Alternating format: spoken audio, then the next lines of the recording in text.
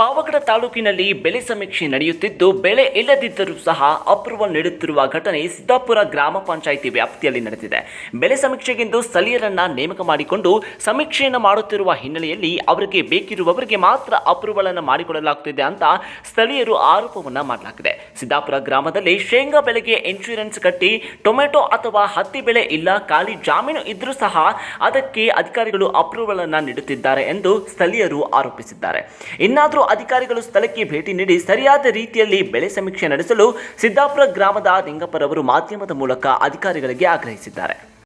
ನನ್ನ ಹೆಸರು ನಿಂಗಪ್ಪ, ಸಿದ್ದಾಪುರ ಗ್ರಾಮ ಪಂಚಾಯತಿ ಸಿದ್ದಾಪುರದವರು. ನಾವು ರೈತರು. ಇಲ್ಲಿ ಒಂದು ವಾರದಿಂದ ಕ್ರಾಪ್ ಸರ್ವೆಗೆ ಬಂದಿದ್ದು, ಬೇಕಾದವರಿಗೆ ಅವರಿಗೆ ಯಾರಿಗೆ ಬೇಕೋ ಅವರಿಗೆ ಬೀಳಿದ್ರು ಕೂಡ ಬೆಳೆ ತೋರಿಸಿ ಶೇಂಗಾ ಅಂತ ತೋರಿಸಿ ಅಪ್ರೂವ್ ಕೊಟ್ಟಿದ್ದಾರೆ.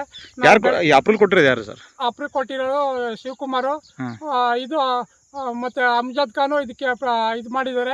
ಮತ್ತೆ ನಾವು ಬೆಳೆ ಇಟ್ಟು ಕೂಡ ನಮ್ಮದು ರಿಜೆಕ್ಟ್ ಮಾಡಿದ್ದಾರೆ. ನಿಮ್ದು ಬೆಳೆ ಇದೆಯಾ? ಬೆಳೆ ಇದೆ. ಏನ್ ಬೆಳೆ ಇದೆ?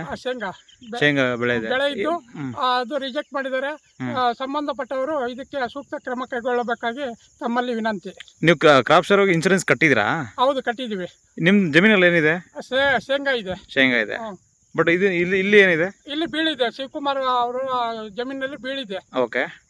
ಆದ್ರೂ ಅದನ್ನ ಅಪ್ರೂವ್ ಮಾಡಿದ್ದಾರೆ. ಬೀಳಿದ್ರು ಕೂಡ ಅಪ್ರೂವ್ ಮಾಡಿದ್ದಾರೆ. Okay okay. ಈಗ ಸಂಬಂಧಪಟ್ಟವರು ಇದಕ್ಕೆ ಸೂಕ್ತ ಕ್ರಮ ಕೈಗೊಳ್ಳಬೇಕಾಗಿ ತಮ್ಮಲ್ಲಿ ವಿನಂತಿ.